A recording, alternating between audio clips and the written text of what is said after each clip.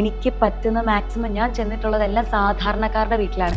ഇന്നും വീടില്ലാത്ത ആൾക്കാർ, വീടും പോട്ടെ ഫുഡില്ലാത്ത ആൾക്കാരുണ്ടെന്ന് പറഞ്ഞാൽ എന്താ തോന്നുന്നത്?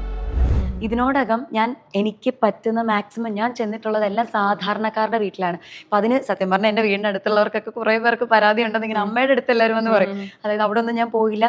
നമ്മളങ്ങനെ അത്യാവശ്യം ഒരു നല്ല രീതിയിൽ ലൈഫ് പൊക്കോണ്ടിരിക്കുന്ന ആളുടെ അടുത്തൊന്നും നമ്മൾ പോയിട്ടില്ല. അതിൻ്റെ മെയിൻ റീസൺ അവരൊന്നും നമ്മൾ മൈൻഡ് ചെയ്യാഞ്ഞിട്ടല്ല.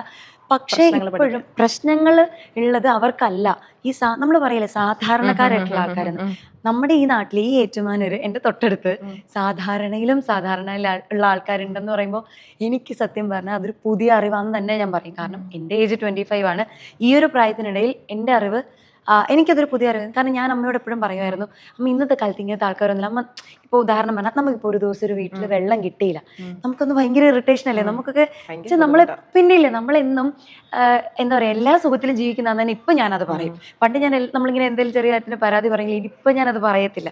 ഞാൻ പറയും അപ്പം അമ്മ എന്നോട് ഇങ്ങനെ പറയും, നിനക്കൊന്നും അതിൻ്റെ ഇതറിയാത്തില്ല. അപ്പം ഒരു ദിവസം ഇതായിപ്പോൾ ഇത്ര ഇത് വെള്ളവേ കിട്ടാത്തവരുടെ ഞാൻ പറഞ്ഞു, ഇത് 2026 അല്ലെങ്കിൽ 25 ഇപ്പോൾ ഒന്നും ഇങ്ങനത്തെ ആരും ഇല്ല, വീടില്ലാത്ത ആരും ഇല്ല. ഇതൊക്കെ ഞാൻ പറഞ്ഞുകൊണ്ടിരുന്ന ഒരു കാര്യമാണ്. പക്ഷേ അതൊക്കെ അട്ടർലി എന്താ പറയുക റോങ് സ്റ്റേറ്റ്മെന്റ്സ് ആയിരുന്നു.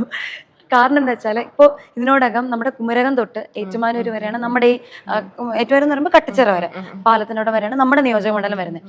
ഇതിനുള്ളിൽ ഈ ഞാനിപ്പോൾ പറഞ്ഞ സാധാരണക്കാരുടെ അടുത്ത് പോകുമ്പോൾ ഇന്നും വീടില്ലാത്ത ആൾക്കാർ, വീടും പോട്ടെ ഫുഡില്ലാത്ത ആൾക്കാരുണ്ടെന്ന് പറഞ്ഞാൽ എന്താ തോന്നുന്നത്? അപ്പം എന്നെ കേൾക്കുന്ന ഒരാൾ, അല്ലെങ്കിൽ എനിക്ക് തോന്നുന്നു വലിയൊരു ഏകദേശം ഒരു ഏജ്, എന്ത് തോന്നുന്നു? ഇപ്പോഴും ഫുഡ് പോലും നമ്മൾക്കൊക്കെ എനിക്കത് 4 നേരത്തേക്കുള്ളിൽ കഴിക്കാനുള്ള ഫുഡ് നമുക്ക് ഒരു ദിവസം കിട്ടുന്നുണ്ട്. ഒരു നേരം പോലും കഴിക്കാനുള്ള ഫുഡില്ല. 2 ദിവസമൊക്കെ ഒന്നും കഴിക്കാണ്ടിരുന്നിട്ട് ഫുഡ് ചോദിച്ചു വരുന്ന അങ്ങനെയുള്ള ആൾക്കാർ ഇപ്പോഴും നമ്മുടെ ഇവിടെ ഉണ്ട്. ഇത് ഞാൻ ഇറങ്ങി ഇതിനകത്ത് നമ്മൾ അന്വേഷിച്ച് ചെന്നപ്പോൾ കണ്ടതാണ്. അപ്പോൾ അതൊക്കെ ഒരു ഭയങ്കര റിയലൈസേഷൻസ് ആണ് ആക്ച്വലി നമുക്ക്. ഇതുപോലെയാണ് വീടില്ലാത്ത കാര്യങ്ങൾ, ഇപ്പോഴും വീടില്ലാത്ത. ഇനി പോട്ടെ ഈ മറ്റെന്തായിരുന്നു ലക്ഷ്മിയുടെ കോളനിയിലൊക്കെ വീട് വെച്ചു കൊടുത്തതുണ്ട്. അപ്പം നമ്മൾ ഈ വീട് എന്നെങ്ങനെയാണ് വിളിക്കുക? ഒരു മിനിമം ഒരു 2 അല്ലെങ്കിൽ 3 മുറി അല്ലേ, ഒരു 2 മുറിയെങ്കിലും വേണ്ടേ? ഒരു കിച്ചണും ഒരു റൂമും എന്നെങ്കിലും വിചാരിക്കുക. ഇത് ജസ്റ്റ് ഒരു 4 walls ഉള്ള ഒരു കെട്ടിടം. അതിനകത്താണ് living room, bedroom, washroom, kitchen എല്ലാം. അത് പോട്ടെ, ഇനി അതിനകത്ത് ഇടയുണ്ടെങ്കിൽ വേണ്ടിയില്ല, ഇടയില്ല എന്നുള്ളത് first of all the thing. Then safety ഉണ്ടെങ്കിൽ വേണ്ടിയില്ല, ഒരു ഡോറില്ല.